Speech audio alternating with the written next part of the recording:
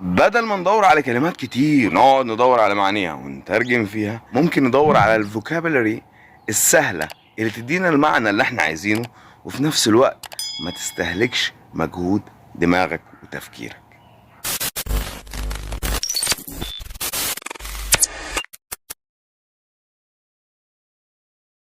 السلام عليكم ورحمة الله وبركاته. كتير مننا لما بيجي بيتكلم ممكن يستخدم كلمات ما تكونش صح، عشان كده احنا ممكن نوفر على نفسنا. ايك معناها ألم، وجع. عندنا في العربي لو الوجع في دماغك بتقول انا عندي صداع، لو في بطنك بتقول عندي مغص، لو في اسنانك بتقول سناني وجعاني.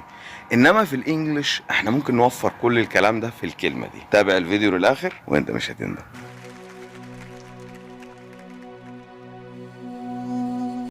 What's wrong, my friend?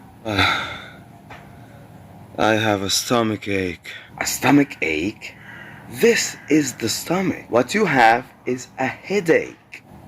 Stomach, head. I think it's because of my toothache.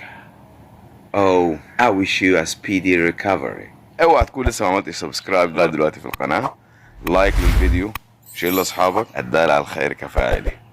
And remember, practice makes perfect. Bye.